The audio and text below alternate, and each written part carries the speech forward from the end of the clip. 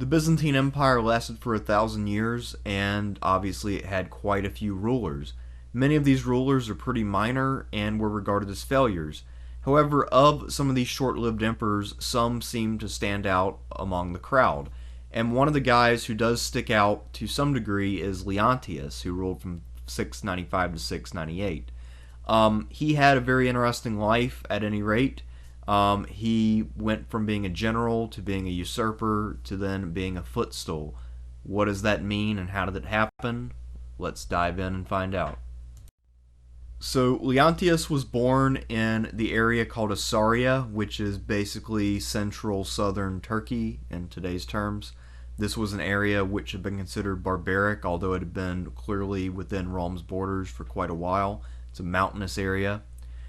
Now, Leontius' actual name and the name on all of his coinage is Leo, but in the Byzantine historical tradition, his name was recorded as Leontius to avoid confusion, lest he be compared with the Emperor Leo from the 5th century or the much more important Leos from later periods, especially since Leo III founded the Assyrian dynasty, and there's some obvious room for confusion given that fact.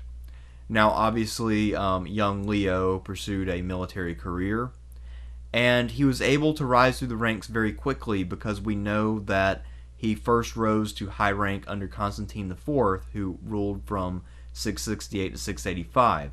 Now, if you do the math, Leontius was born in 660, so that means that he was still a very young man when he was first identified by the emperor and promoted to high office. Constantine IV selected young Leontius to command the Anatolic theme. That would have made him a strategos, which was a fairly new office at the time, and one of the most powerful and important offices within the empire. Now, it's hard to get an accurate thematic map from the period when Leontius was around, and these themes were later divided and weakened because of the danger of having a strong strategos rebelling against the emperor, a danger which is first exemplified by Leontius. Now, when he was entrusted with Anatolia, this was a huge area at the time, probably bigger than what you can see on the map, and this most likely meant that Leontius was commanding the empire's strongest field army and was in charge of an area which encompassed a large percentage of the population of the empire. Again, this is after the Slavic invasions and the Arab invasions, so this is a truncated Byzantine empire. At the time of his appointment to strategos of the theme, Leontius would have been no older than 25. That's assuming that Constantine had appointed him in his last year at 685. He could have done it a few years earlier. So at the oldest, Leontius was only 25 when he's made the strategos of the most important area within the Byzantine Empire. So that is an interesting fact in of itself, and you'd have to look more into the life of Constantine IV to really try to get some idea of why he would have been willing to entrust this office to such a young and inexperienced guy like Leontius. In 685, Constantine IV died, and his teenage son Justinian II took over. The next year, in 686, Justinian II sent Leontius against the Arabs who were waging wars in Georgia and Armenia, and in this endeavor it appears that Leontius was very successful. He was able to wage a brutal but successful campaign, and he really took the fight to the enemy, going beyond the frontiers of the empire at the time. And what this did is it put a lot of pressure on the Umayyad Caliph Abd al-Malik, and it forced him to make a lot of concessions to the Byzantines. So this was a great victory, and this is something which would have been beneficial to both Leontius as strategos and to his patron Justinian II, who is now really solidified and legitimated by this great victory.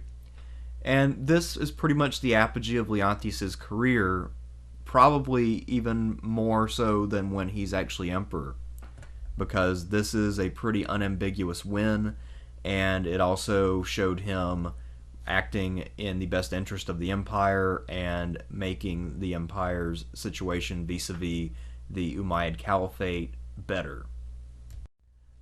So, what prevented Leontius from achieving more great glories and really adding to his name? Well, he remained in the east as the Strategos of Anatolia, and then in 692 he was entrusted with a major army, and he was pitted against a major Arab army in Cilicia, which is in southeastern Turkey on the border of Syria. Now, the problem with the army that he had is that while it was very numerous, a large contingent of it, probably over half, was made up of Slavs who had just been recently relocated from the Balkans. Justinian II had launched a campaign in the Balkans, taken a bunch of Slavs captive and sent them to the east, where they would presumably be loyal because they had no one to defect to, or so the thought went. Now, during the battle at Sebastopol, Leontius was actually winning, but then 20,000 of the 30,000 Slavs that he had with him deserted, and he was heavily defeated. And, at that point, the Arabs more or less were able to gain control of Cilicia, at least for the time being. So this is a pretty major defeat. And, the emperor was not happy with this, and he blamed Leontius. The Emperor Justinian II laid all of the blame for the disaster at Sebastopol on Leontius' shoulders, removed him from office, and threw him in prison for 2 entire years. Now, from Leontius' perspective, the fault lay with Justinian. After all, Justinian had taken tens of thousands of Slavs captive and then sent them to the east and told his general Leontius to use them in the field. So Leontius had had to lean on these troops, and they had proven unreliable. So in his mind, he was not at fault. However, Justinian made the decisions, so that's what happened.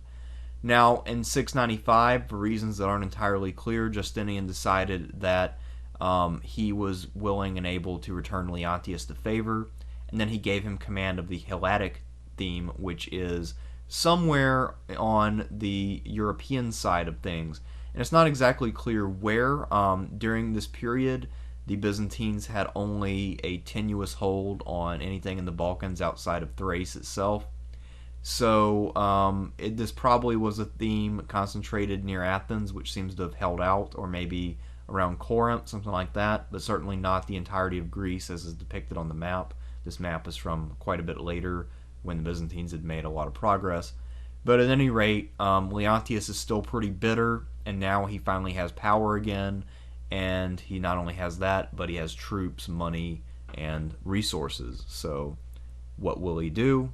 Well, he's probably going to look for a little bit of revenge. As Strategos of the Helladic theme, Leontius began to come into contact with other enemies of Justinian II.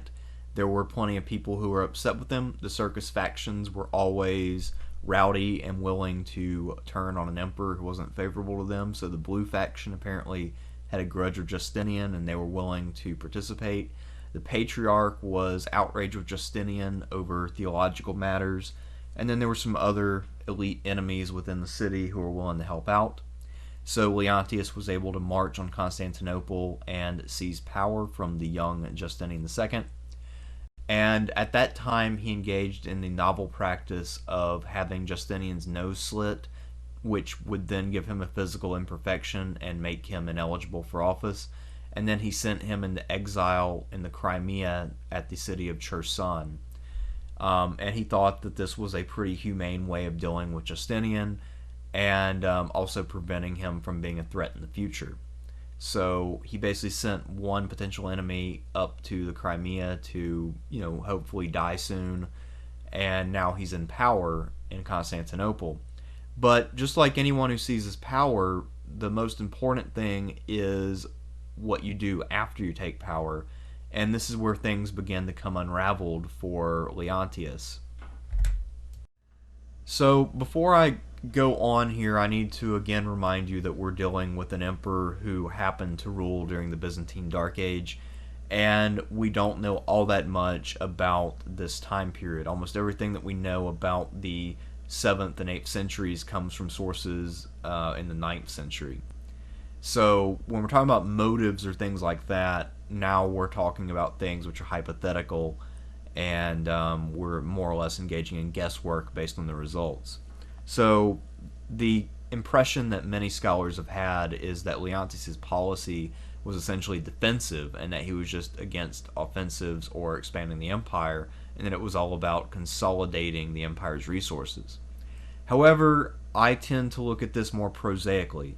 If you look back at Heraclius, he spent the first 10 or so years of his reign in Constantinople just ingratiating himself with the powers that be and with the populace. Well, I think a similar thing here was being done by Leontius. Leontius was coming after 4 generations of Heraclean emperors, 5 if you count Constantine III, which you probably shouldn't because he only ruled for like 6 months. And it was important for him to, establish his own dynasty, to sire children, to make alliances with leading families, to make sure he had an ally in the patriarch, to make sure that he appointed generals who would be loyal to him and purged generals who had rebellious intentions.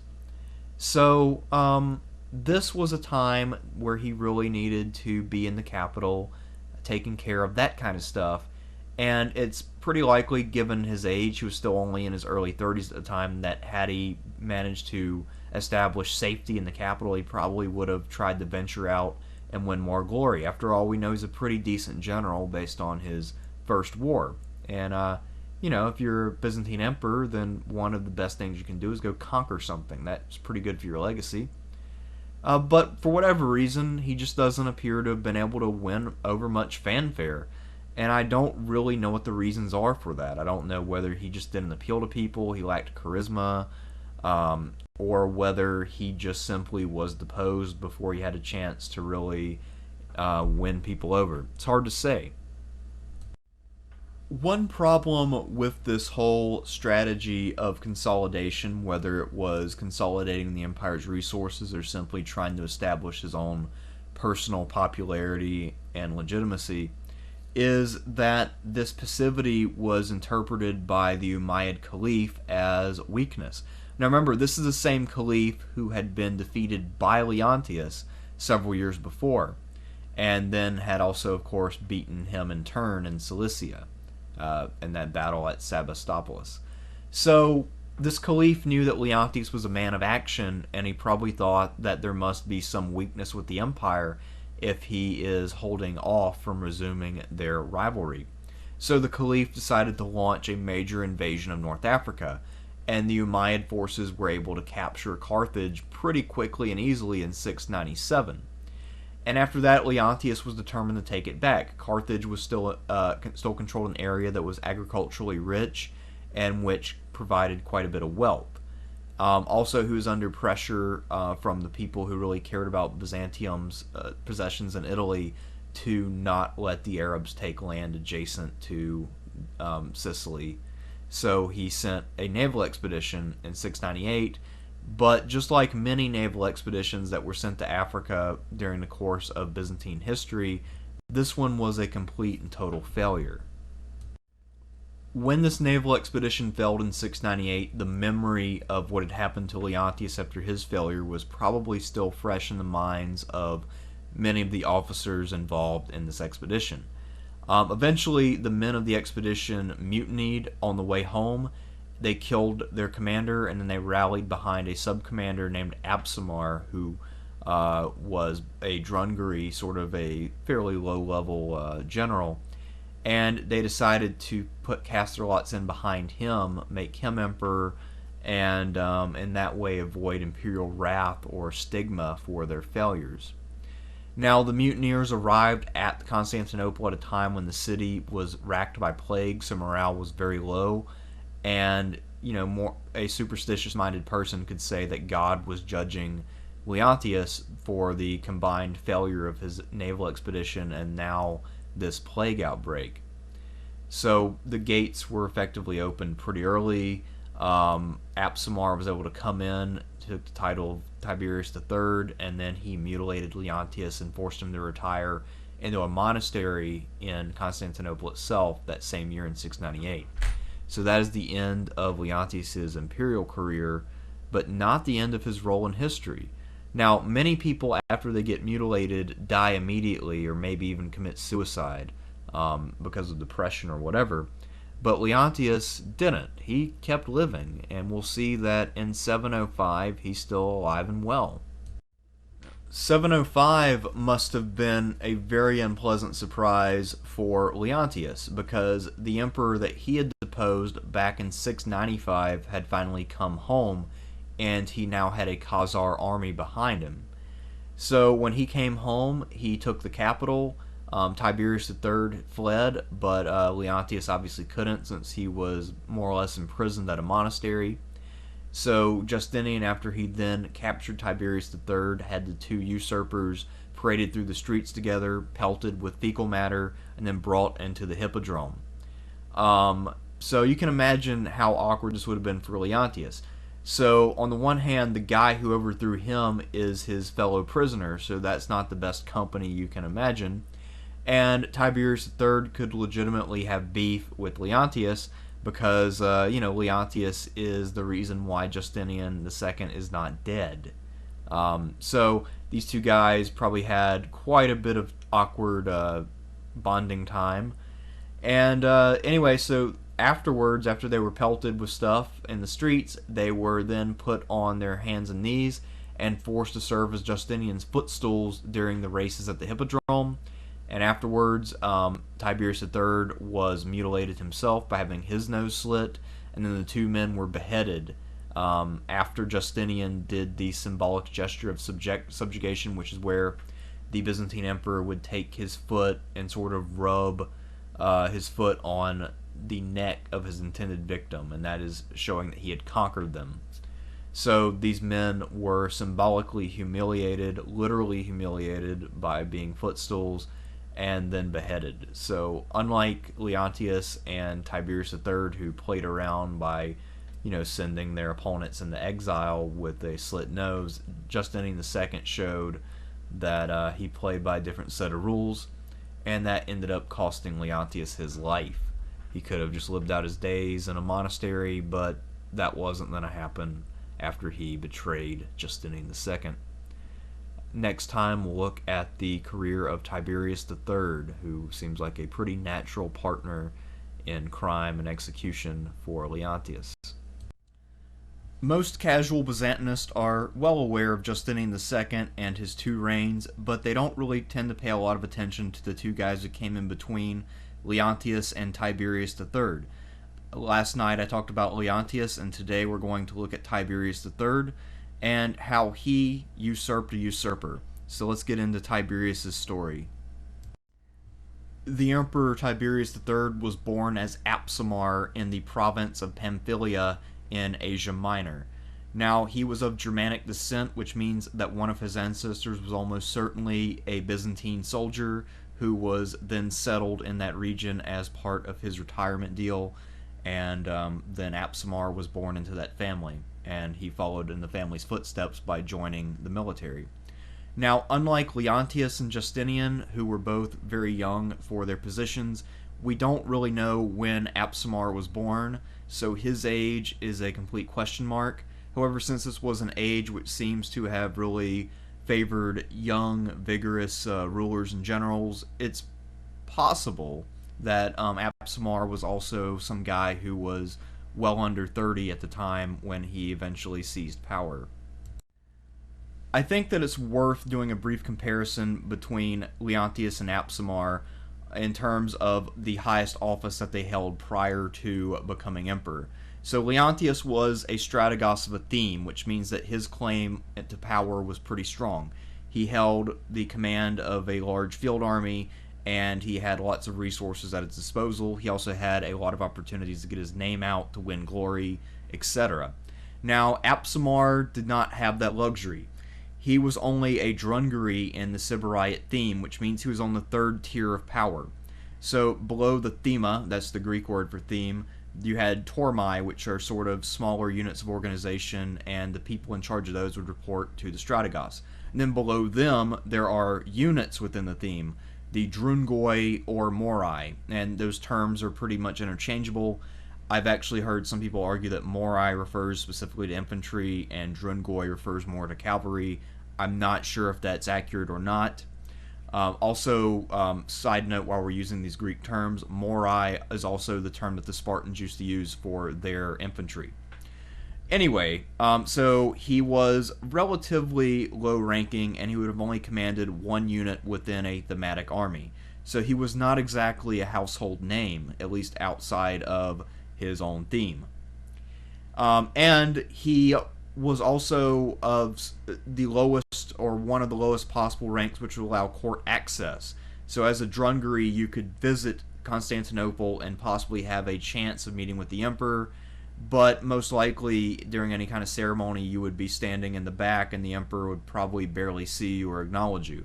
So most likely Apsamar and Leontius didn't really know each other, and even if Apsamar had held the office of drungary prior to 695, he most likely would not have met Justinian II either, or at least not exchange any more than the most basic pleasantries with him. In 697, Apsamar served as an officer on the great expedition to reclaim Carthage from the Umayyad Caliphate in 697 to 698. This expedition was commanded by John the Patrician, and Apsamar was probably not all that high up the command chain. I'm sure that he was senior enough to meet in the war councils that would have been held, but he most likely was not in the top 4 or 5 officers on that expedition. But despite the fact that this was a complete and total fiasco, this would turn out to be something which would really make Apsamar's career. After being thoroughly defeated by the Umayyads at Carthage, the Byzantine expedition retreated to Crete and were probably expected to make their way back to Constantinople. Now, when they arrived back home, it's very likely that their leader, John the Patrician, was going to be punished in some way for his failure, and that punishment may have also extended to some of the officers. However, it's not really clear that this punishment would have extended to the men, and it's not entirely clear why they mutinied and killed their leader, John the Patrician. I guess it's possible they simply weren't getting paid, though, because the empire was still in shambles at this time. Again, this is the Byzantine Dark Age. Things are not going well in general. Territory is limited. This is not a prosperous time with abundant food or anything like that. So the troops did mutiny. They killed John, and then they chose Apsamar to become their new leader and the new emperor. Apsamar took up the name Tiberius III, and then he led his new army to Constantinople to try to overthrow the Emperor Leontius. Tiberius III moved on Constantinople in 698, and a lot of factors lined up in his favor as he began to make his official bid for power. Now, for one, there was a plague that had broken out in Constantinople during this time. This meant that the morale of the city was low, and that a lot of people would be judging Leontius and thinking that he had incurred the wrath of God, and that's why this plague had broken out. Especially when you combine that with the failed expedition and then the rebellion by Tiberius. So if you were superstitious during this period, you could look at what's going on around you and possibly think that Leontius had lost the favor of God and therefore legitimacy. Pretty quickly, the enemies of Leontius opened up the gates. The green faction, the blue faction had backed up Leontius. Now the green faction will back Tiberius. And there are also some elements of the imperial army within the city which had no desire to fight for Leontius. So they open up the gates. Tiberius's men seem to have been pretty upset, and that's why earlier I suggested that they weren't being paid, and that was the reason for the mutiny. And they actually pillaged the city, I guess, and pay themselves. Now, Leontius at this point is taken, and Tiberius has his nose slit, and then forces him to retire to a monastery. After all, Leontius had done this to Justinian a few years before, and it seemed to be working. Justinian was still hanging out in the north and not causing any issues, so clearly this was a good solution to the problem, and it was in keeping with the current notions of being humane and not abusing an emperor who had been God's representative on earth. So everything was cool, and now Tiberius is in power, but whenever you usurp the throne, you really need a plan. So what does Tiberius III do now that he has this power? The reign of Tiberius happens to fall approximately in the middle of the Byzantine Dark Age, and the consequence of that is that we don't have very many contemporary sources. So we kind of have a general idea of what he did, but we don't have any insight into why he did the things that he did do. However, we can see a bit of a policy of trying to forestall potential rivals, and that's a pretty sensible policy considering that his predecessor had come to power by usurpation as well, and then he had in turn usurped that person. So there was clearly a danger, and this was a time of political turmoil, which was not helped by the fact that the empire's foreign affairs were not really going all that well. So the person that he identified as a threat was a gentleman named Bardanes, who was the son of a prominent patrician. And this is a guy who had been politically active in 695 and had put himself out there as a potential replacement for Justinian II. Now, obviously, Leontius had had an army at the time, so he won out. And then Bardanes had served under Leontius. There had apparently been no issues. But he still probably had these ambitions. And when he reported having a dream about being overshadowed by an eagle, that was seen by everyone who was familiar with symbology as being a dream about becoming emperor. The eagle represented the imperial power of Rome, and this symbol was retained by the Byzantines. So, obviously Tiberius saw this as a threat, and he sent Bardanes into exile on the island of Kephallonia. And like I said, our sources for this period are pretty limited, so this is actually the only known domestic initiative by Tiberius III. And while ultimately the person who would stab Tiberius in the back and take control would be Justinian II, he was pretty right about Bardanes. The next video in the series will actually be about Bardanes and his time as the Emperor Philippicus. So Tiberius III was no fool, and he did have some degree of foresight. We know quite a bit more about Tiberius's foreign policy than his domestic policy.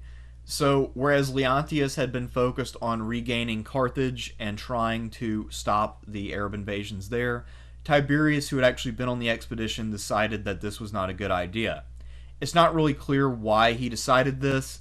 It's possible that he simply thought that the area was too hard to conquer. After all, most naval expeditions to North Africa during the ancient and medieval worlds resulted in disaster, Belisarius' expedition being the exception. So it's possible he just saw it as too risky, and he decided instead to attack overland. Now, this is sort of interesting considering that he had been the guy who had been on the naval expedition, and then Leontius had become famous for overland campaigns against the Umayyad Caliphate. So he was sort of going to his predecessor's strengths. And anyway, one other thing that he did during this time was to strengthen the sea walls of the capital.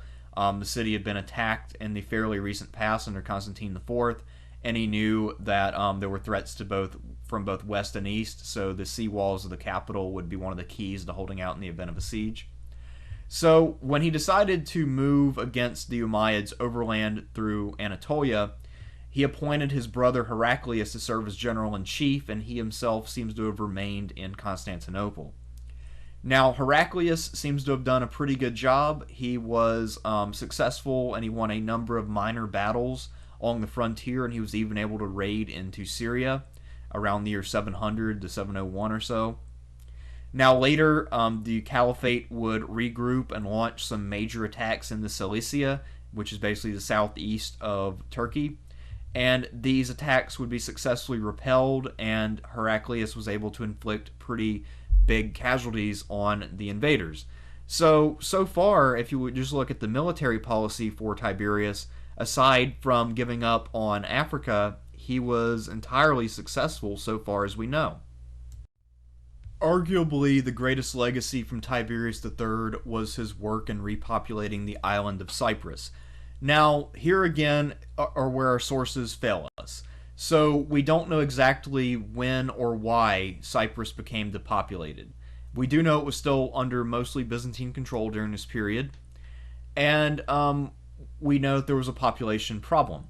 So one of the things that Tiberius was able to do with his victories in the east is to then use that as leverage to get the Caliph to release prisoners and have those prisoners returned to the island of Cyprus, which presumably means that there had been major raids on Cyprus which had carried away a lot of prisoners. But again, this is mostly guesswork. Now, he also decided to strengthen the garrison on Cyprus to prevent future raids, and he took some of the troops from the Taurus Mountain defense line and put them on Cyprus. Now, this seemed like a safe move at the time because the Taurus Mountains had been holding since the time of the Emperor Heraclius. And obviously, if we look at the actions of Leontius as a general and now of Tiberius as emperor, we see that the Byzantines were mostly on the offensive on the eastern frontier. So, it was safe to transfer a few troops away in order to strengthen this line, this island, which was vulnerable. And this would also help hold up the southern flank of Asia Minor as well, now that Anatolia was effectively the homeland and the heartland of the Byzantine Empire. Despite the fact that we have some source limitations, it's fairly safe to say that up to this point, Tiberius III had been pretty much entirely successful as emperor. He had secured himself against a potential rival, he had won victories in the east, and then he had restored the island of Cyprus. So it looked like he was a dutiful emperor who was doing everything in his power to build up the strength of the empire. However, there was one threat that he did not sufficiently account for, and that was the threat from the exiled and still bitter Justinian II. Now, sometime during Tiberius's reign, Justinian II was able to escape from the city of Cherson, where he was basically under a form of house arrest, or not quite house arrest since he was able to roam the streets, but basically city arrest. And then he was able to ally himself with a local power called the Khazars. And by marrying himself into that family, he married the daughter of the Khazar Khan. He was able to then have a large backing when he decided to attack Constantinople and try to reclaim his throne. He also got some help from Tervel and the Bulgars. So when Justinian arrived with his mostly foreign army, he asked the population to let him in, and it looks like no one was willing to help. Now, maybe that was a testament to the popularity of Tiberius, or maybe it was simply a testament to the fact that people were terrified of allowing someone with a grudge in who had barbarian troops behind him. However, Justinian and his men were able to find some water tunnels and enter the city, and Tiberius III fled and went into hiding for a while.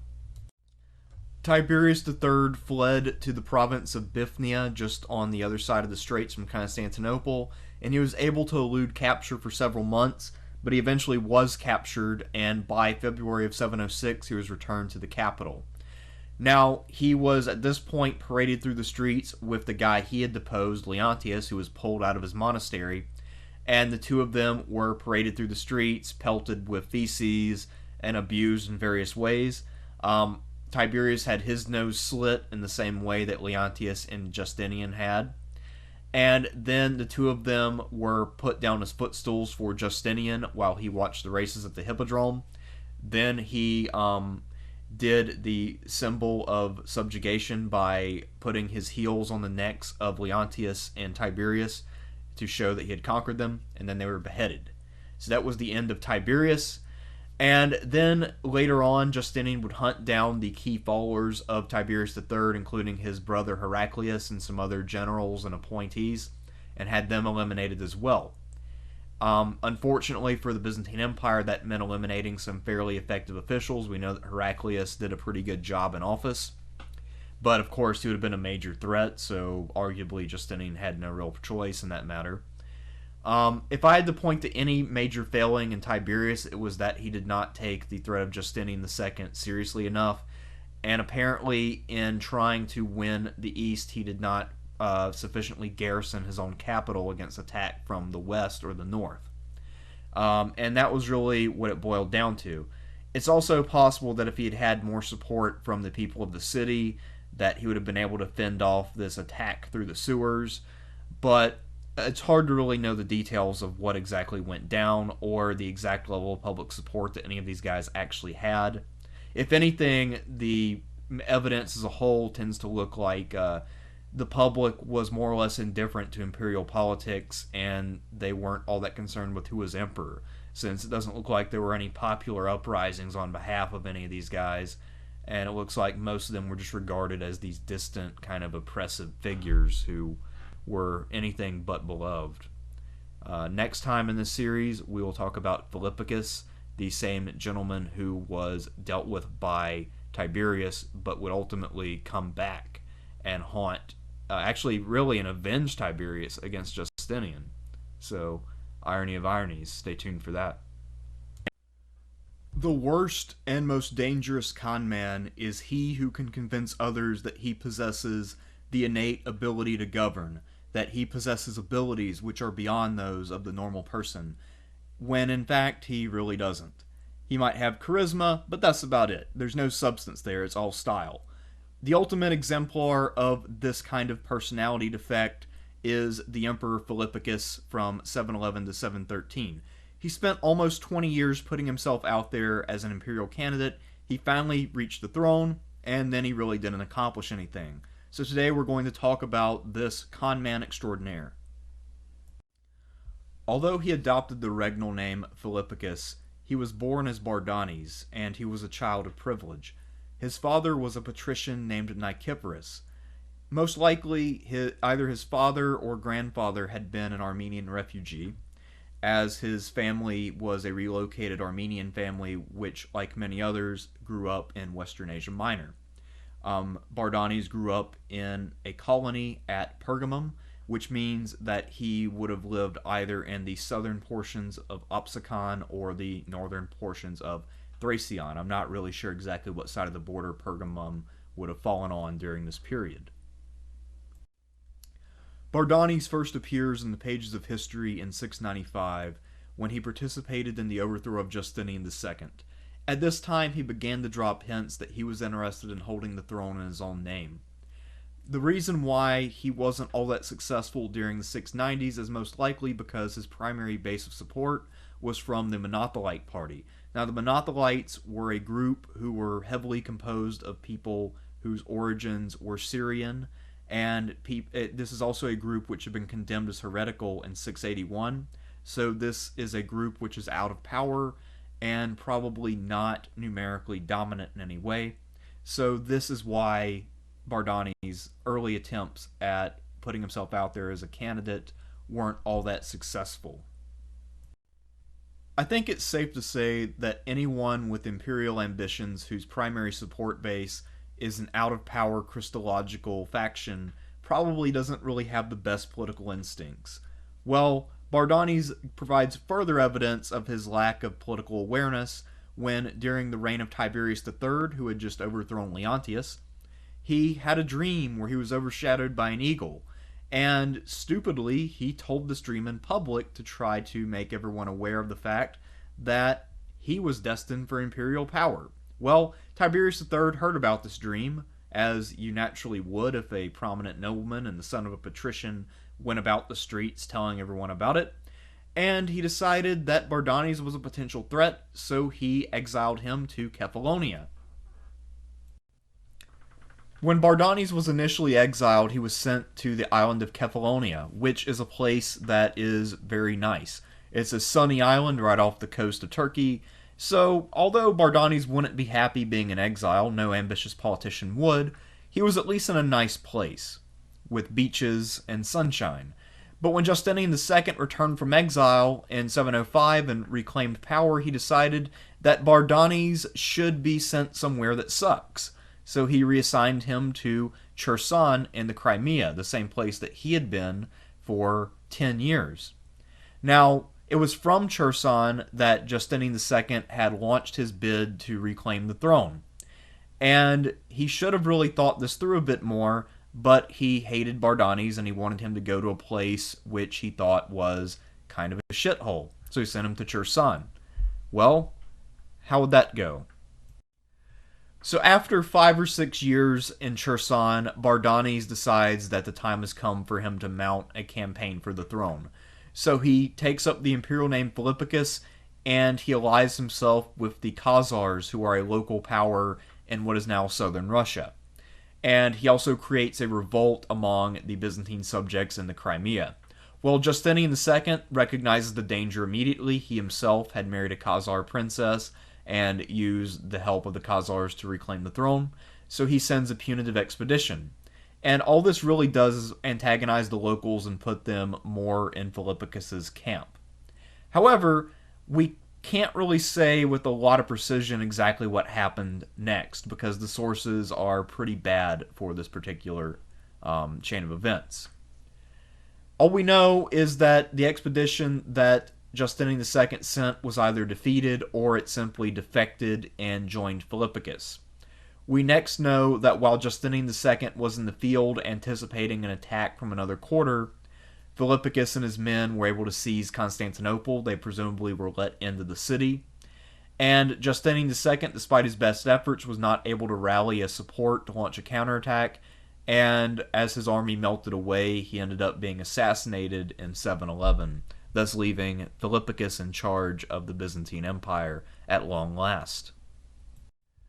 If my math is correct, then 16 years elapsed between Philippicus's participation in the first overthrow of Justinian in 695 and his rise to power in 711. And yet he seems to have learned absolutely nothing about politics in that period. So, normally when you come to power, you want to make moves that are popular and which secure your power base. That includes installing some loyalists. But to install those loyalists, you need a pretext of legitimacy.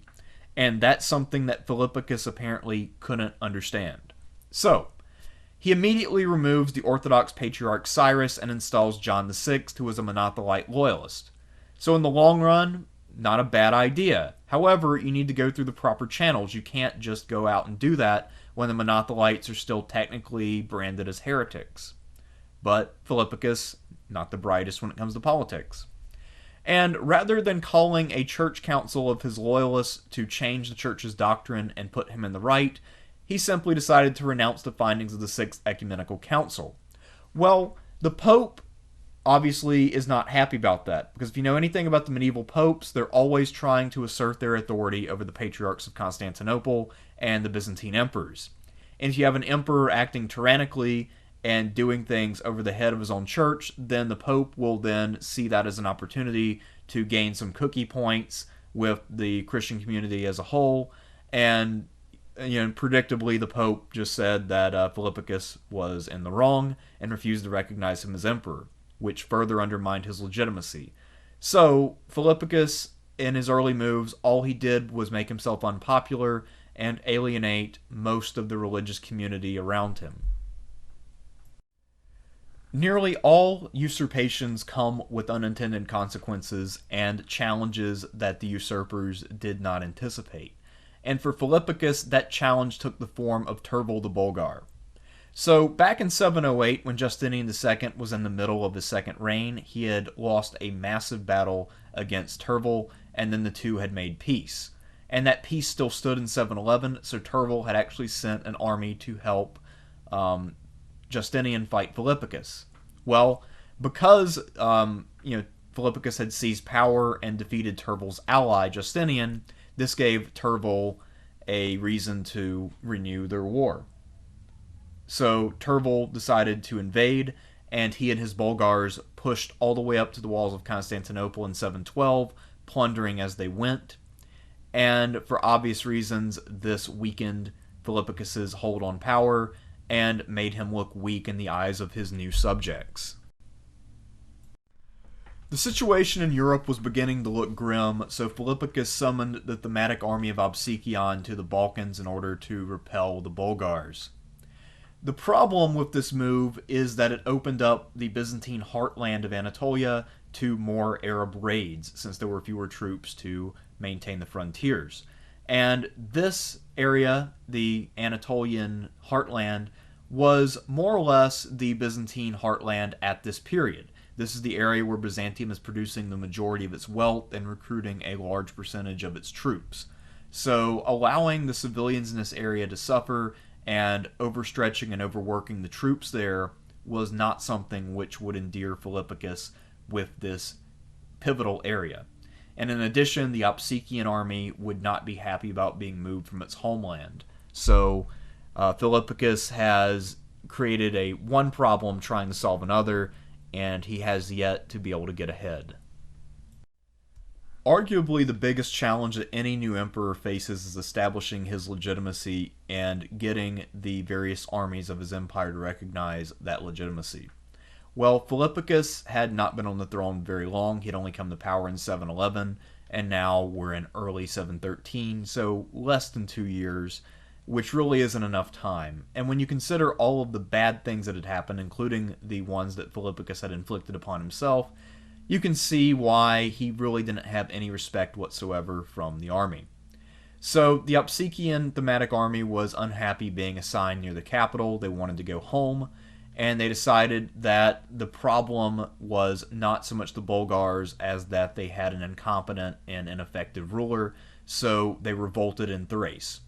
Officers from the Opsikian theme were able to confront the emperor in the capital, and this would ultimately lead to the end of Philippicus's reign.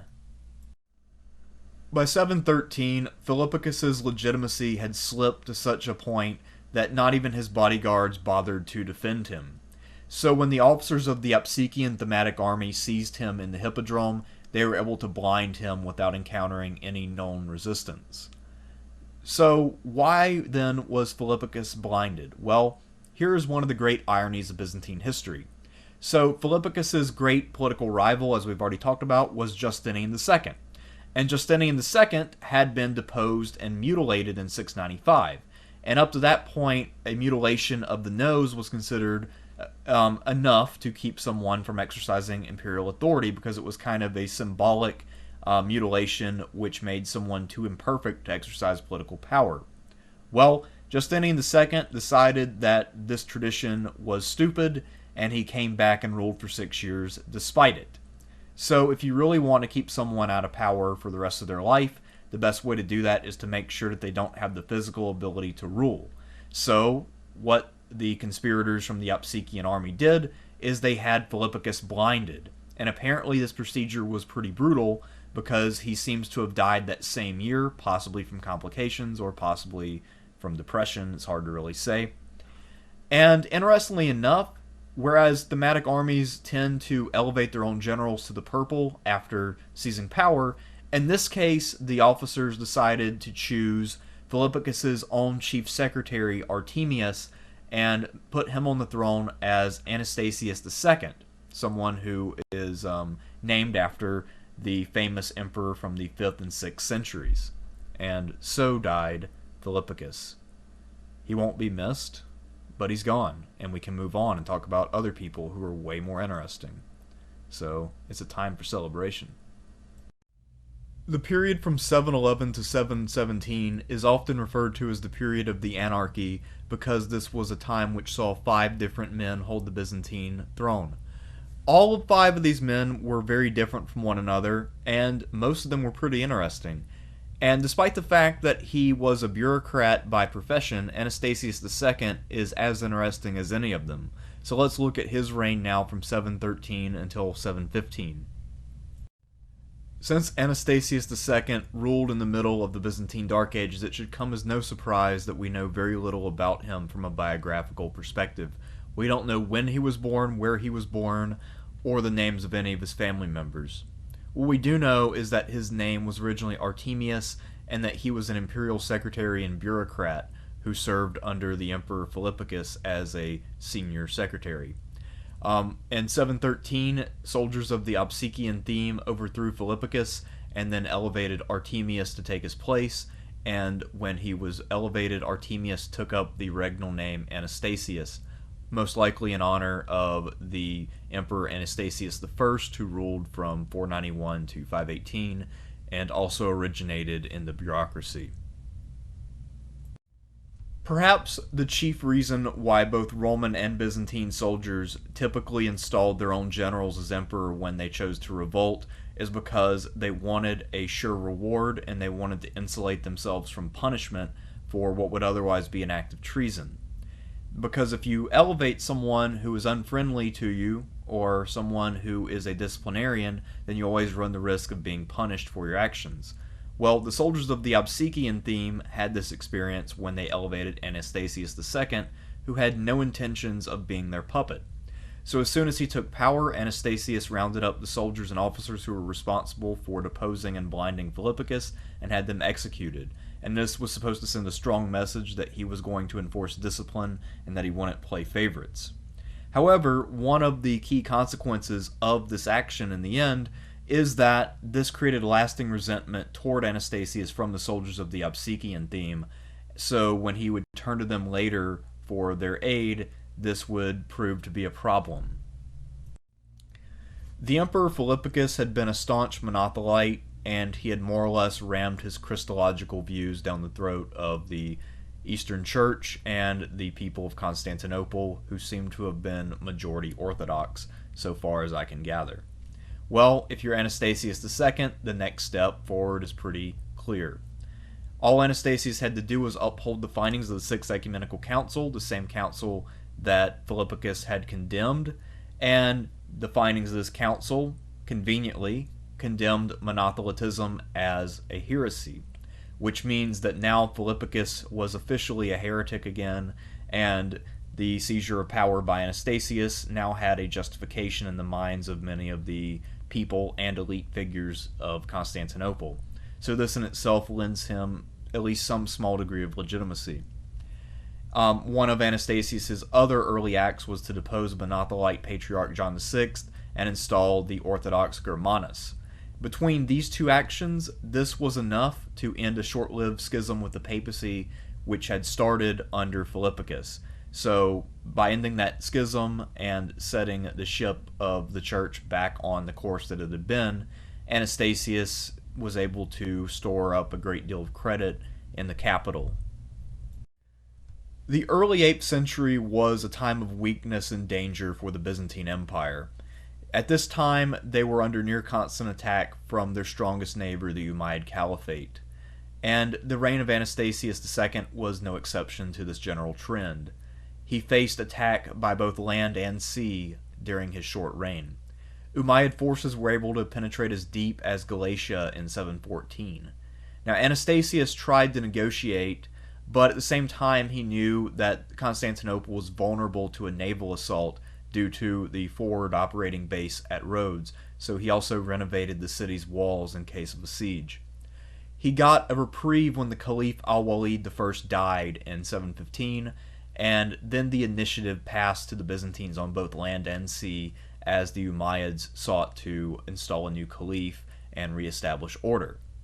So during this time, Anastasius decides to launch a two-pronged counterattack. The first prong will be under a general named Leo the Isaurian, and he is dispatched to attack Syria over land.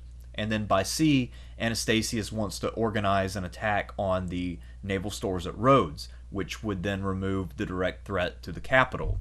Unfortunately, the men that he chose for this mission were the proud troops of the thematic army of Obsequian.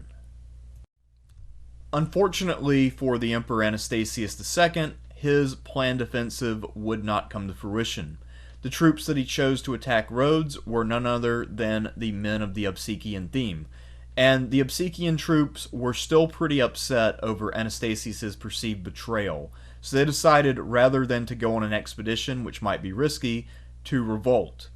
And they decided that they needed a new imperial candidate. And interestingly enough, rather than choose a general, which is again the norm for all revolting troops, these weird Obsequian troops decide instead to find an obscure tax collector named Theodosius and to declare him the new emperor. So then these troops take the arms that they had stored for their campaign against Rhodes and they attack Constantinople. And after a 6-month siege, Anastasius II flees to Nicaea, but then at that point he has lost too much legitimacy and credibility by fleeing the capital, and he is arrested and forced to step down from the throne. Of all the emperors who were deposed by rivals, none was luckier than Anastasius II. When he officially submitted to and recognized the authority of Theodosius III in 716, he was allowed to retire peacefully to a monastery in Thessalonica. He was not mutilated, and he was not blinded.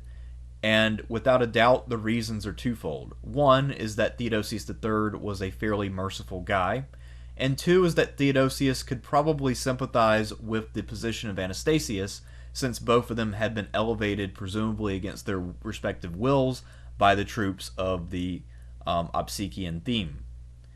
And as Anastasius is in this monastery, he'll be there for 3 years. Theodosius III is in turn deposed by one of Anastasius's old generals, Leo the Isaurian, who had been sent to Syria, and Leo will boot Theodosius from the throne in 717. And Anastasius will remain in his monastery in Thessalonica up until 719, at which point he'll decide that the time is now ripe for a comeback.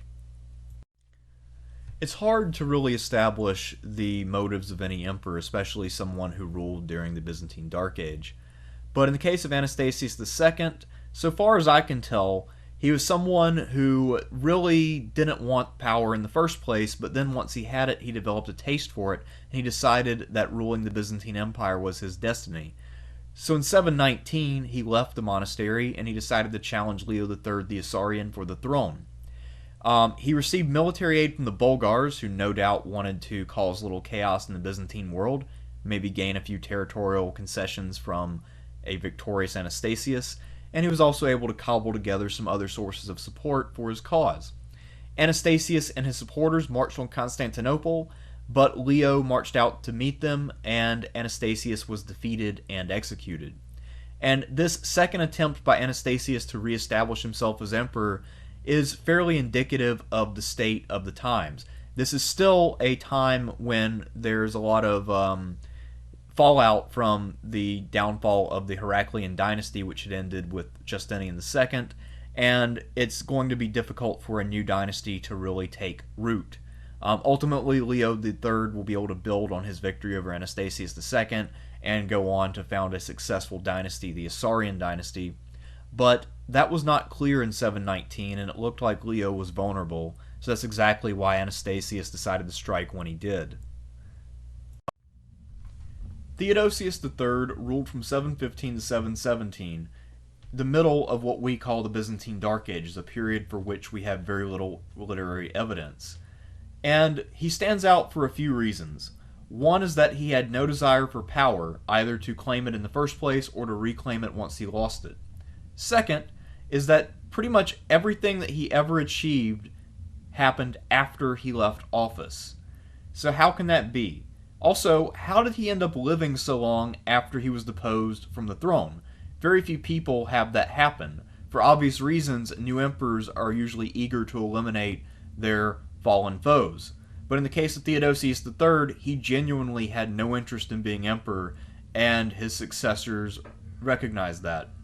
So let's look at Theodosius III, who we can sort of call something like the Jimmy Carter of Byzantine emperors.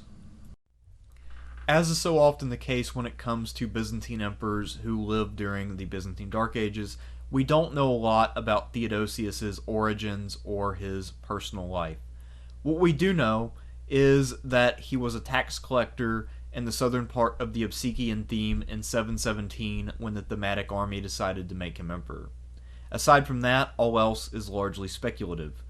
The nature of the speculation at this point, however, is that he either was an illegitimate son of Tiberius III, who ruled from 698 to 705, or that he was just some guy who had made it big somehow as a tax collector, and he hailed from fairly humble birth.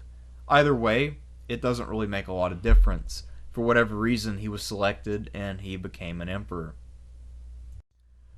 Roman and Byzantine history is replete with examples of men begging the troops not to elevate them to the purple, but perhaps no one was quite as reluctant as Theodosius III.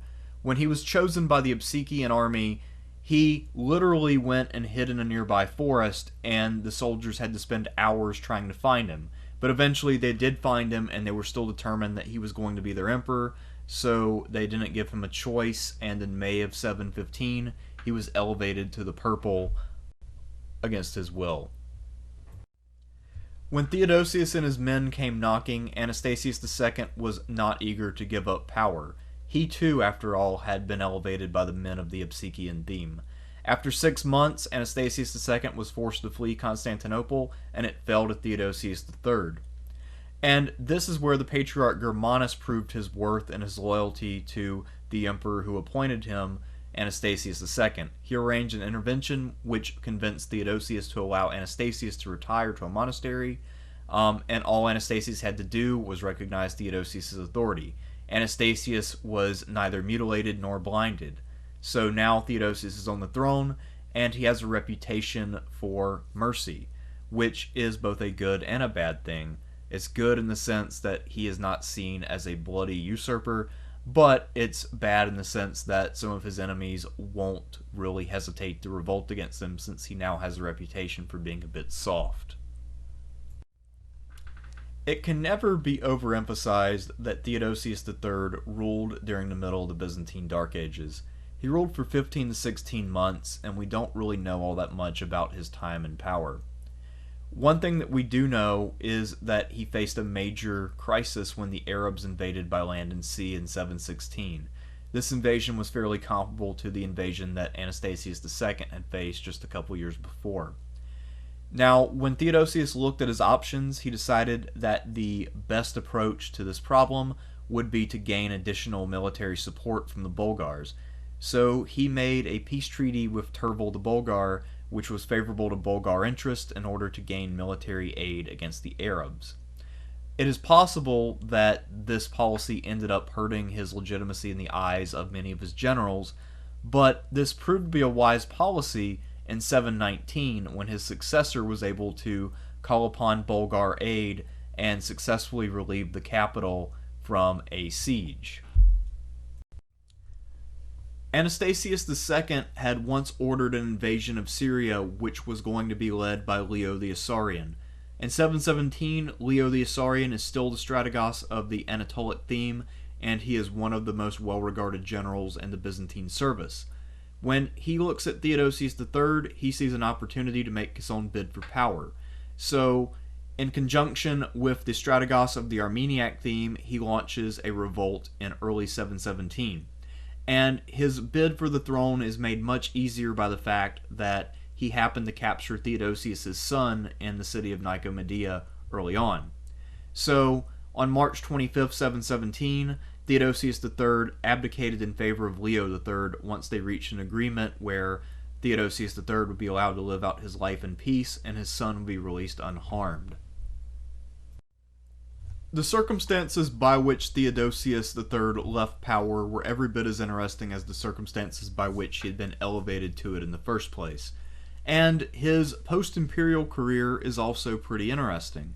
So Theodosius and his son, who confusingly is also named Theodosius, both entered the clergy in 717 as part of their agreement with Leo III. And in 729, either the father or the son, most likely the son, became the bishop of Ephesus. And the reason we think it was probably the son is because this Bishop Theodosius is referenced as still being alive in 754 and attending the Council of Hieria, which would have made Theodosius III quite old by that point, so it almost certainly was his son who became a bishop. But it's still interesting to think about how Theodosius III sacrificed his career as emperor in order to save his son, and then how his son went on to become a leading bishop of one of the major cities in the Byzantine Empire. So, in that regard, I would say that Theodosius III is kind of an interesting fellow in that he actually put his own family ahead of his personal interest and his quest for power. And in that way, he's actually somewhat admirable. Today, we're talking about Leo III the Isaurian. He ruled from 717 until 741. And while he had many important accomplishments that are noteworthy and had a big impact on the empire's future, the thing that he's best known for is being the first emperor to enforce the policy of iconoclasm. So let's just delve right in and look at the life, times, and legacy of Leo III. Let's take a look at Leo's early life. Leo was born in or around the year 685, which means that he was born at approximately the same time that Justinian II ascended to the throne. His name was actually Conon until he became emperor, and he was from a Roman town called Germanica beyond the Taurus Mountains. And because of that, he actually was not an Isaurian, despite that being his name.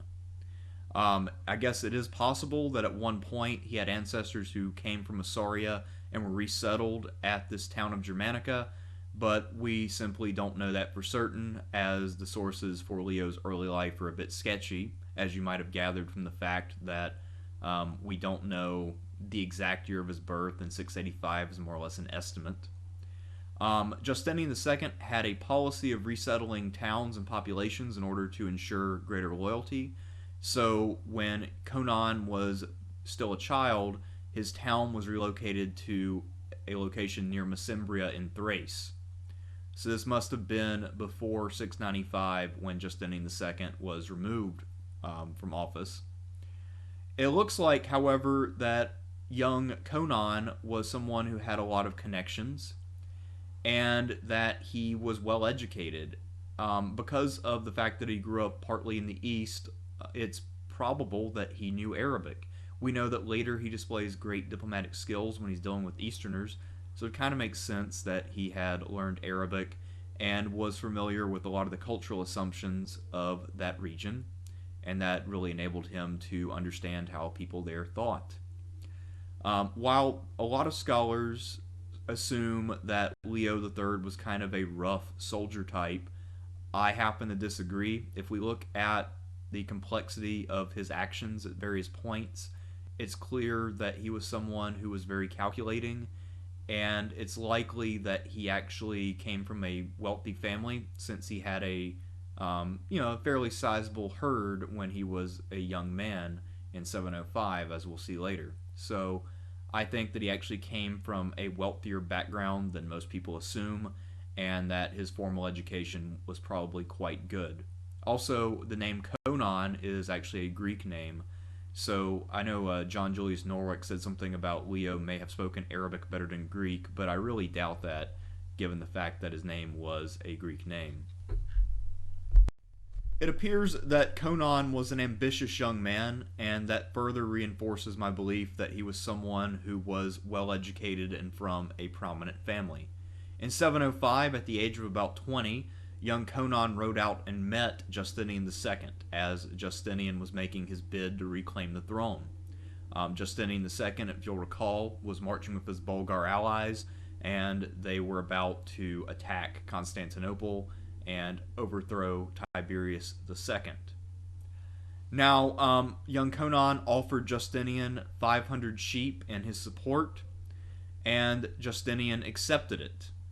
And this made a strong impression on the former and would-be emperor, who duly appointed young Conon to his bodyguard, and after that, young Conon was in imperial service, and he would continue in the service of the empire until his death, although he would be a slightly higher rank when he died than when he first entered under Justinian II.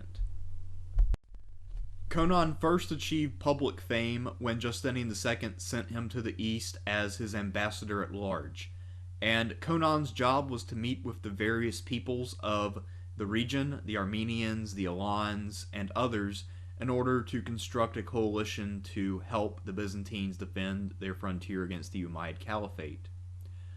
There were other times when these groups would be potentially at odds with Byzantium, and at that time it would be Conon's job to convince them to fight one another rather than messing with Byzantium.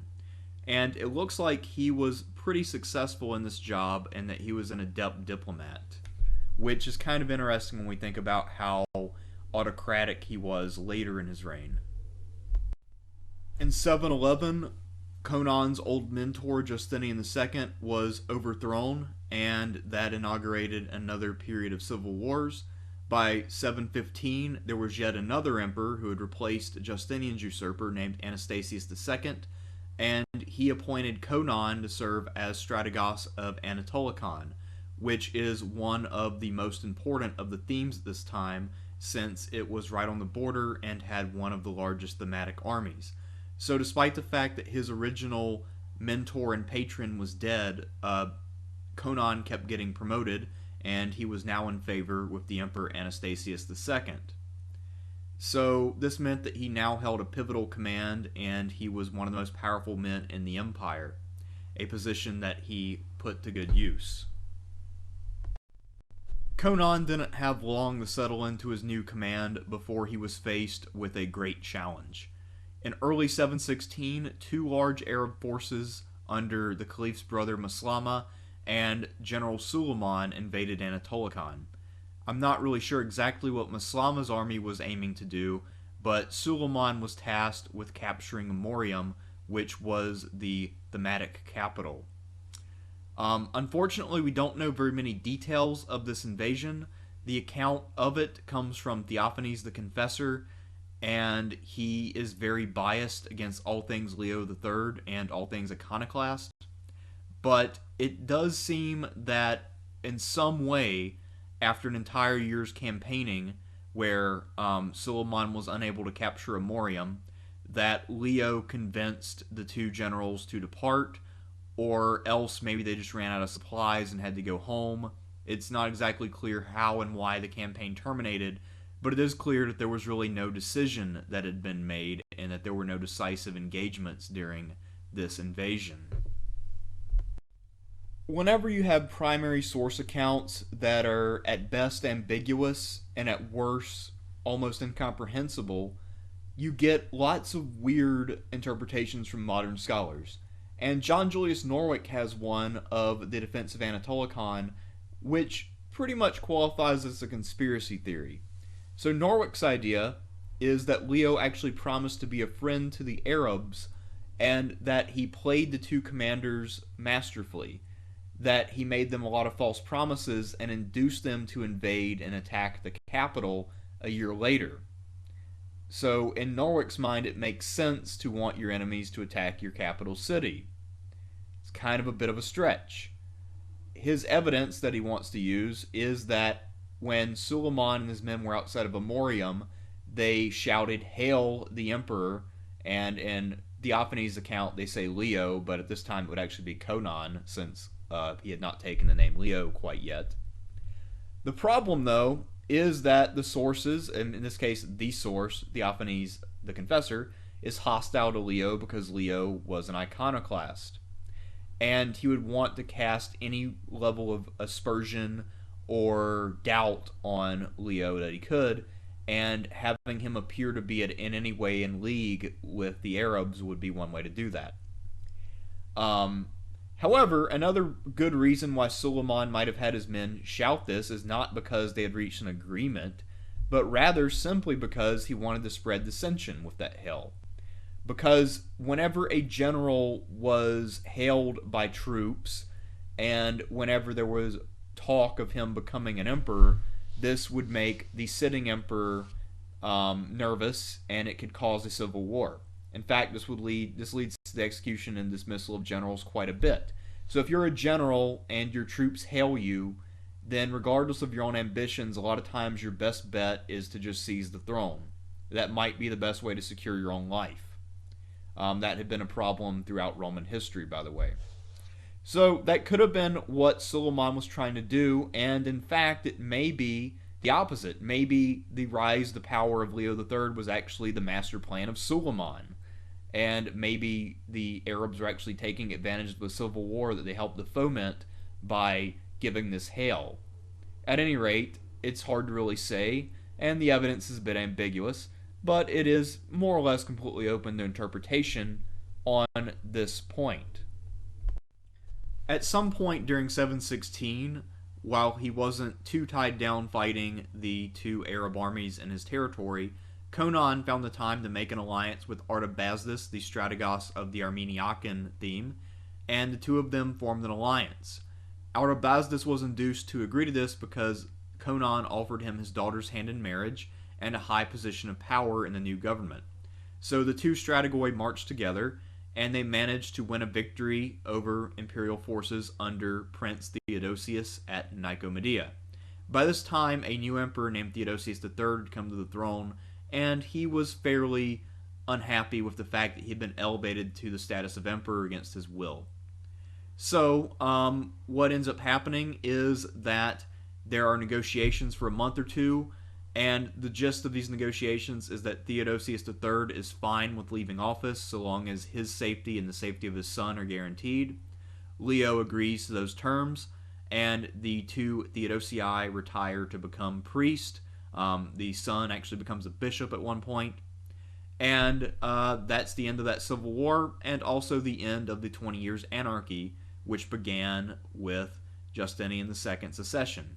Justinian was usurped by Leontius, who was then usurped by Tiberius II, who was then overthrown by the returning Justinian II, who was then overthrown by Philippicus, who was overthrown by Anastasius II, who was overthrown by Tiberius III, who was overthrown by the new emperor Leo III, who is now renamed Leo III and crowned on March 25th, 717.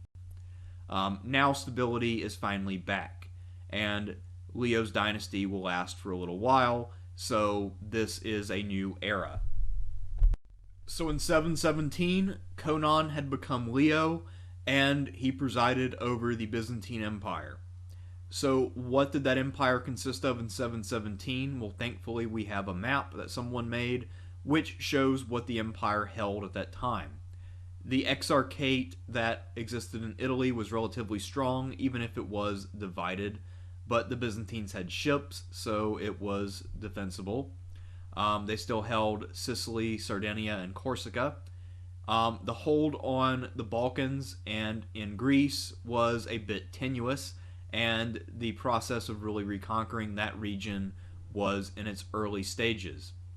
In Anatolia, the Byzantines controlled a lot of land, but a lot of it was under constant threat, and even though they held a lot of land leading up to the division between Asia and Europe at the Hellespont, the fact is that Arab fleets were still able to penetrate to Constantinople, and that these defenses were by no means impenetrable. So the empire is still vulnerable, and a lot of things that were true for Heraclius, Constans II, Constantine IV, Justinian II, and that whole slew of usurpers I just named, are still true for Leo III going into 717, and he can expect quite a bit of danger should anyone manage to reach the capital.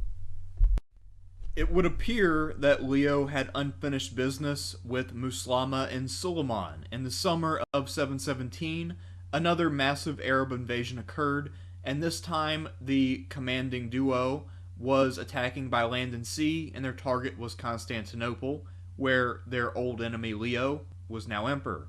However, Leo apparently saw this invasion coming from a mile away, or maybe hundreds of miles away, and he and his capital city were well prepared in terms of provisions and planning.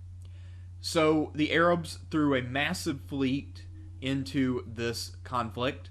Supposedly this fleet consisted of over 1,000 ships, and the army was also pretty large, and it landed in Europe and began to besiege the city.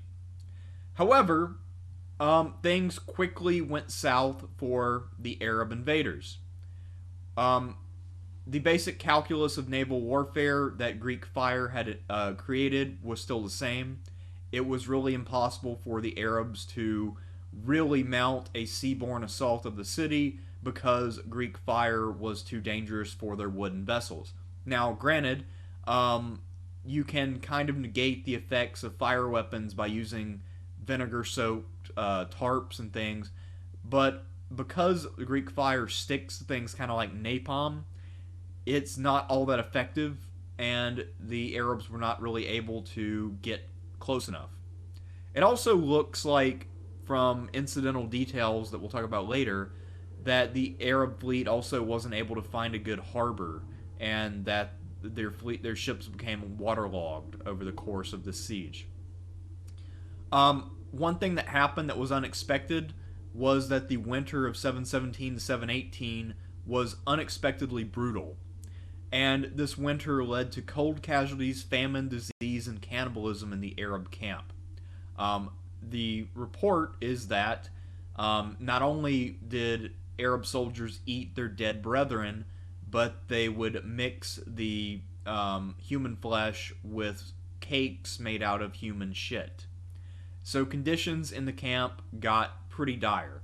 Also, because the ground was frozen and there was deep snow, the only way that they could dispose of corpses when people died from famine or disease was to dump them into the water. So, it's about as hellish as it could get. In the early spring of 718, Arab hopes revived when a second major fleet from Egypt arrived, but most of the rowers in that fleet were Christian galley slaves, and they defected in large numbers to the Byzantines, which meant that now this new fleet was undermanned. Norwick and others think that Leo engineered this desertion. However, unless they brought major supplies with them, it's also probable that they looked around, they saw that the Arabs were cruelly losing, and they knew that there might not be enough food for them in the camps, since what food they had was going to go to Arabs and Muslims first. So they probably just said fuck it and deserted. I mean, that would be my guess. Anyway, that same spring, but a little bit later, Leo had made an alliance with the Bulgars, and they arrived, and they managed to rout the Arabs and inflicted 20,000 losses on this really weakened army that, was hungry and a little bit disease-riddled. The defeat there was severe enough that the two commanders decided to call it quits.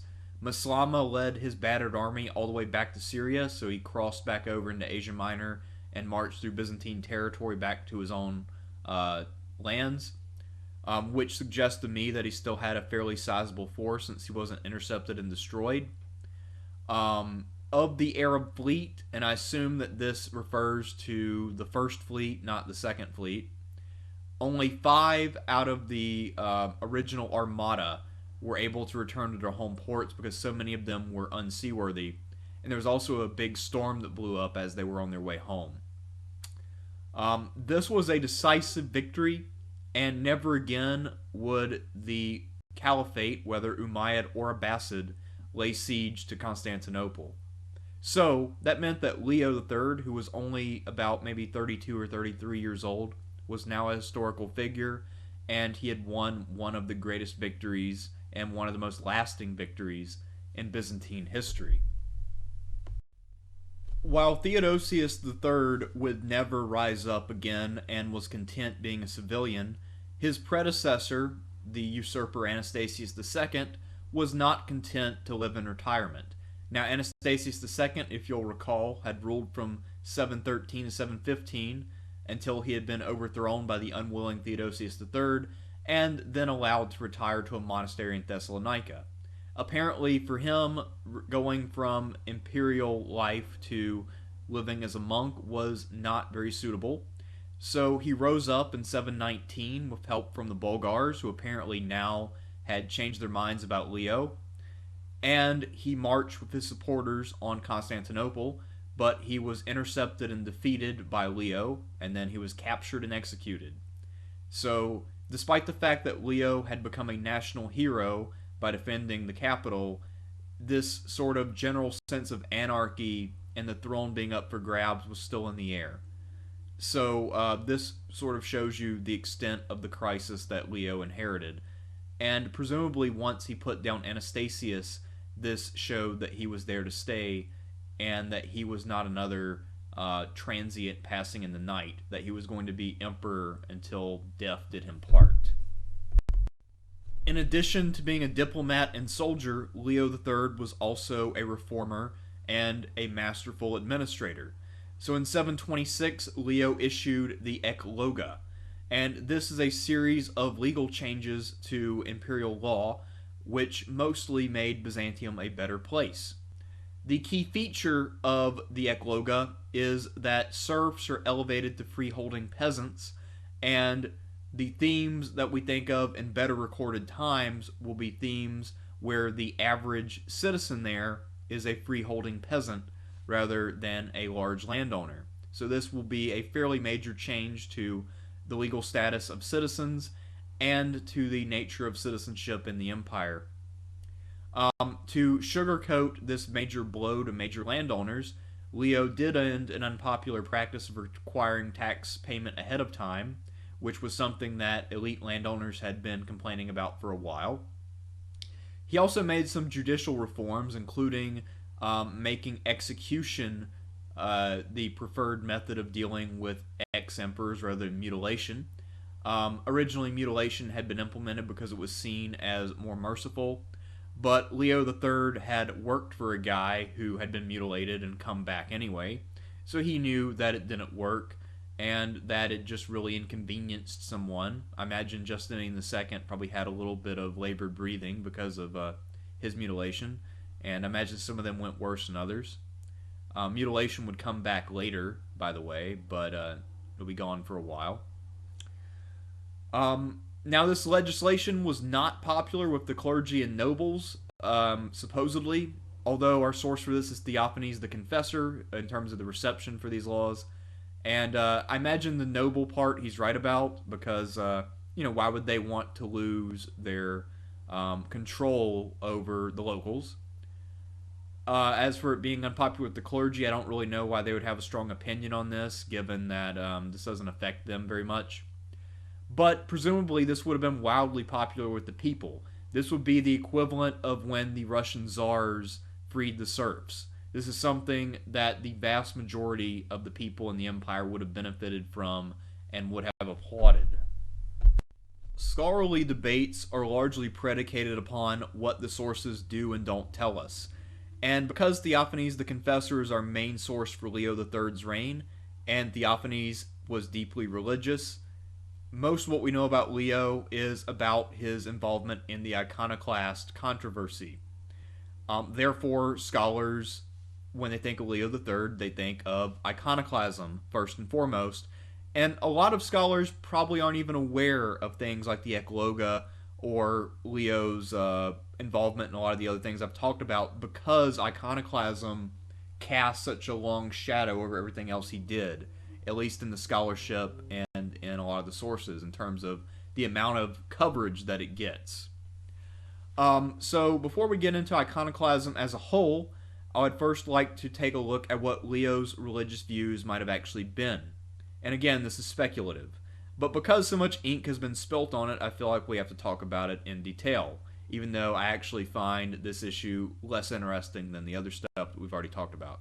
At any rate, because Leo is from the eastern provinces, some older generations of scholars thought that he may have been heavily influenced by religions like Islam and Judaism, which were anti-image, and that this ultimately influenced his views, and that he was not a big fan of icons from an early age.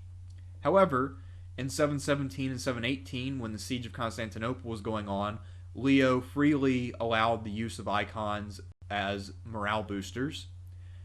So he didn't have a great objection to using them then. Now, you could argue that was a time of emergency, so maybe that would be an extenuating circumstance, but who knows?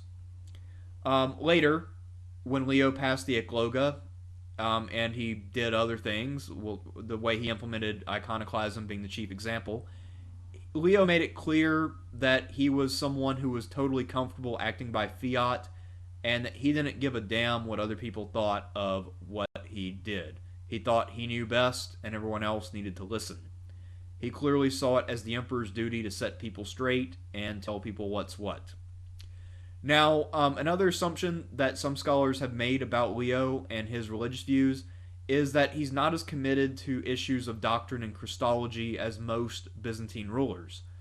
However, once he made up his mind, his view was that he was right, and that he was going to enforce his correctness and make sure that other people recognized and adhered to it.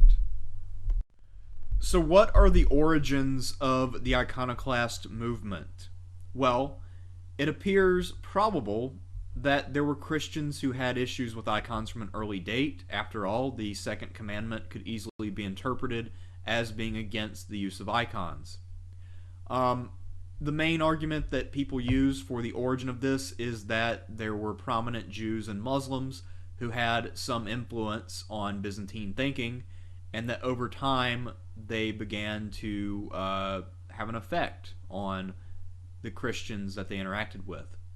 There's especially a story about a Jewish necromancer who healed the caliph and then recommended that the caliph destroy all the icons in Christian churches in his territory.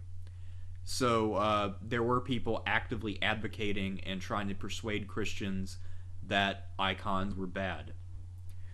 There were also setbacks by that the Byzantines suffered at the hands of the Arabs from the 7th century into the 8th century, and it's probable that some people might be looking for a religious explanation. Why did we lose the majority of our empire to these people who don't believe in the proper religion? Could we be doing something wrong? Could we be offending God in some way? So they might be looking for an answer that would adhere to that question. Also, one thing that may have inspired the backlash against icons is that the usage of icons was increasing pretty dramatically in the years prior to Leo's accession. Justinian II was the first ruler to put an image of Christ on his coins, and it looks like there were other uses of icons that some people found to be a bit ridiculous. At baptisms, some people were using icons to serve as godparents. So if you were against icons and then these practices began cropping up and the use of icons intensified, you'd probably be deeply offended. There also were some bishops who were deeply anti-icon, and they began to petition the emperor and to give sermons on the issue. And at the early in Leo's reign, there was also a major volcanic eruption at Thera, and because there were no professional geologists at the time, any kind of major natural disaster like this was always interpreted as a sign from God. And apparently, it's possible that Leo interpreted this volcanic eruption as being a sign that God was displeased with icon usage. So those are some possible factors as to why this movement was becoming prominent going into the 720s. So we don't really know a lot about Leo's actual personal convictions or his thought process when it came to icons. And because of source biases, we also don't even know exactly what arguments iconoclasts used. All we can do in the case of Leo is just look at his actions and try to infer what he may have been thinking. So let's look at those actions. In 725, Leo delivered a sermon where he cautioned people to not be so excessive in their use of icons. The next year, in 726, he decided to set a personal example by removing a gold icon of Christ from the Chowky Gate to the Imperial Palace, where this was a very prominent spot in public, and it commemorated a lot of the conquest under Justinian. This removal really pissed a lot of people off, and it was shocking to the population of the capital and to a lot of people in the empire as a whole. So actually, the officer who was in charge of removing the icon was murdered by women, and there were protests throughout the city, and there were actually mutinies in the Aegean fleet. So this created a serious backlash, and we'll see that it was actually a few years from this when Leo actually made an imperial decree on the issue of icons. So let's talk about two different ways of viewing the iconoclast controversy and Leo's decision to ban the icons. So the traditional way of looking at this is that it is a church conflict which pits East against West. The general thought is that bishops and lay people in the East were more favorable to banning icons, not only because of their proximity to Jews and Muslims, but also because there may be a possible link with the theological doctrine of monophysitism, there we go, where Christ only has a divine nature. Therefore, it would be kind of ridiculous to portray him as a human, since that is not his nature. However, in the Balkans and in Italy, there was no Monophysite tradition, and icon veneration had been a thing that people have been doing for generations. So for them, this is an affront against their personal sensibilities and the way that they live their lives. Newer scholarship, however, tends to favor the idea that the implementation of iconoclasm is mostly a reflection of Leo's personal views and his autocratic style of governance. I don't really know which of these is correct, but I thought that I would just present both of them to you and you can decide for yourself. So, the trouble that blew up in Constantinople was actually relatively mild. We only have a report of that one official being killed, but in Italy, it was pretty severe. So, the Exarchate of Ravenna as a whole broke out into revolt in 727, and Pope Gregory II, who was a supporter of icons, was someone encouraging that discontent and these revolts. So the exarch himself was killed, and all of the various governors in Byzantine held lands were routed, and their rebelling garrisons, who were all local recruits, decided to choose their own leaders, and some of those leaders declared independence. For the next few years, Leo spent his time negotiating with the Pope, and the Byzantines were able to reclaim most of the exarchate in the course of time. But of course, this revolt would have taken a little bit of time to reconcile. At any rate, so you can see that Leo's action had a major consequence. And at this point, all he did was remove a single icon in Constantinople. He actually did not ban icons yet. That won't be a thing that he'll do until 730. So let's look at one of the areas that broke away during this time and how that had a big impact on history. So one of the areas that revolted from the Byzantines at this time was Venice. And unlike most of the other areas in Italy, it would not revert to Byzantine control. It now became an independent power, or maybe semi-independent power might be a slightly more accurate label. So the leader Ursus, also called Orso, was confirmed by Constantinople as being the Dux of Venice. He was the guy who had been chosen by the local garrison to take over from the defeated governor. Now, in the course of time, Ursus would be recognized as the founder of the Venetian Republic, and the title Dux, the Roman title for duke, would evolve into the Italian term Doge. So that is the origin of the Republic of Venice and their use of the term Doge to describe their chief magistrate. It's also the name of my girlfriend's dog. So despite 4 years of very strident resistance to his idea of banning icons, Leo III moved forward, and in 730 he decided to order a general ban on icons and had them destroyed. Now, if you tried to preserve icons, you were considered by Leo to be in violation of imperial fiat and of true religion, so there would be a punishment involved. However, I'm not entirely sure what that punishment is. Also, there were monks who decided that they needed to preserve their icons, and some of them fled to Italy. Now, a distinction needs to be made. This was not a general persecution as of yet. The punishment was not meted out for iconodual beliefs, and for some reason, instead of calling them iconophiles, the accepted term is iconodual.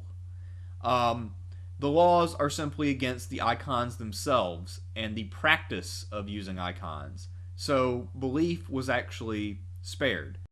So that might indicate that Leo's idea was that the icons are cool, but that they are an affront to God, and that getting rid of them will help the Byzantine Empire expand and prosper.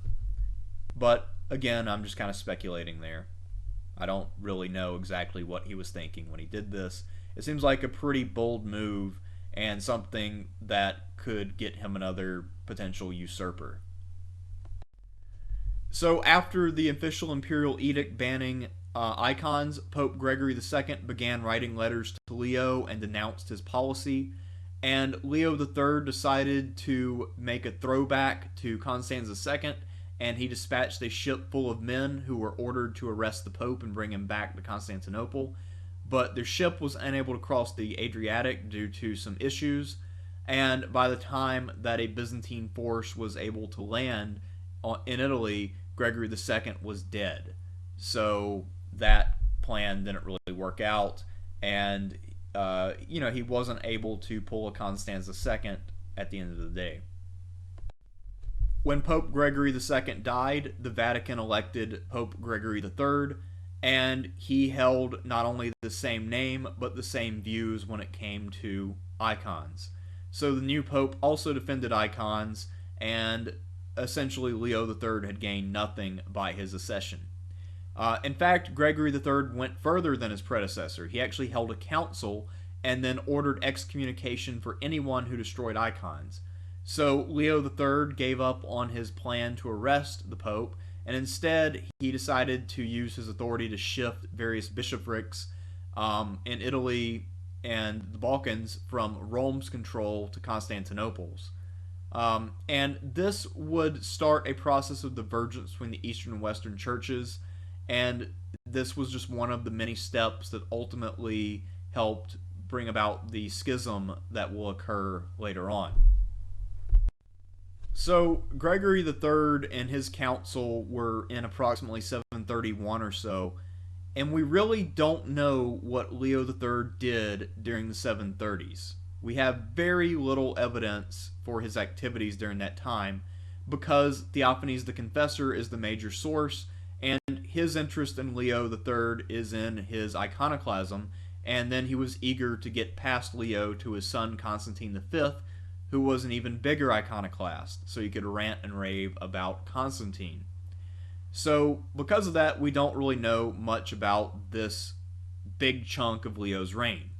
We do know that Arab attacks in Asia Minor remained regular, so that was something. And we don't really know what Leo was doing. Was he in the capital? Was he helping out on the eastern frontier? We don't know. So, kind of a wasted opportunity by Theophanes, and our understanding of this period is poorer because of his obsession with a single issue and the lack of any other source that would give a better account of this period. The last event in Leo III's reign that we know about is the Battle of Acroinon, which occurred in 740. In this battle, Leo III would command in person, and we can sort of construct a little bit of the activity he may have been engaged in the 730s from what happens here. So it looks like the Arab attacks were becoming more limited in scope because Leo had made an alliance with the Khazars, and the Khazars had been attacking the Arabs from the north and therefore dividing their attention. It looks like in 737 that this arrangement had come to an end when the Arabs had inflicted some pretty major defeats on the Khazars and then decided to refocus on Byzantium. And they launched a two-pronged invasion of Byzantine Asia Minor. So Leo III decided to face one of those prongs in open battle and fought a pitched battle at Acroinon, which, if you look at the map, is not very far south from Memorium. And this battle ended up being decisive. Of the 20,000 Arabs who were in the army, Leo managed to eliminate about 13,000 of them. So pretty decisive victory. And the rest of the campaign was just Arab forces looting in Cappadocia, and then they went home without taking any major cities. So while this wasn't quite as dramatic as his defense of Constantinople, where cannibalism occurred, this is still a major victory and something which greatly enhanced the security of the empire. Despite the fact that Theophanes the Confessor was heavily biased against Leo III, the fact remains that he was a very successful emperor. He managed to end the 20 years of anarchy and bring stability to the empire for the first time since Constantine IV, more or less. His ecloga were reforms that were really key to Byzantine power, military prowess, and the fully mature thematic system of later days. His victories at Constantinople and Acroinon, when combined with the other reverses that the Arabs were suffering on other frontiers and internal tension that was springing up in the Arab heartland, really helped to improve Byzantium's standing in the world vis-a-vis the Caliphate.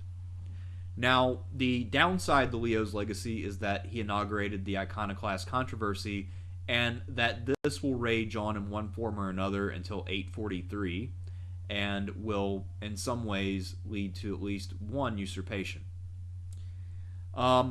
Now, iconoclasm has another effect of driving a further wedge between the East and the West when it comes to church affairs. But overall, it's really hard to deny that Leo III the Isaurian was one of the greatest of the Byzantine rulers and is someone who was key to their later successes when they reclaimed their apogee. Despite the fact that he didn't really add that much territorially, he really strengthened the empire in some really important ways. And no account of Byzantium's comeback is complete without looking at the deeds of Leo III. So next time we'll look at his son, Constantine V. I will see you then and there. Until then, I'm Thersites the Historian. Be sure to check out all of my links and follow me all over the internet. That's all. Good night and good luck.